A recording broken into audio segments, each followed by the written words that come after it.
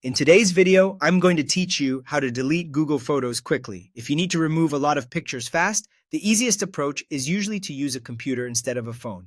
A larger screen makes it much easier to select multiple images at once, especially if you're clearing out big sections of your library. Start by opening Google Photos in your browser and signing into your Google account.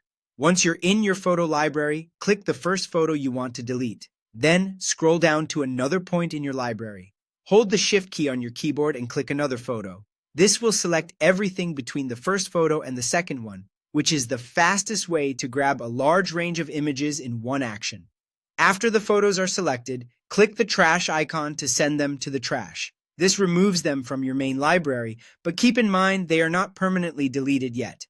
Google Photos normally keeps deleted items in trash for 60 days. If you want them gone immediately, open the trash and choose Empty Trash. That will permanently remove those photos right away. Another quick method is deleting photos by date. This is helpful if you want to clear out all the images from a specific day instead of selecting individual items manually.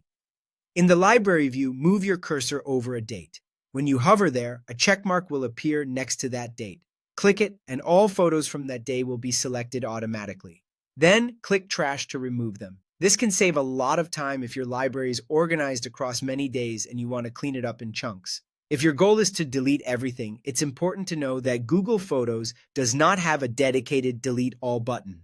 Instead, the practical way to do it is to use the Shift-click method to select large ranges of photos and delete them in batches. It may take a little time depending on how many photos you have, but this is still the most efficient method available.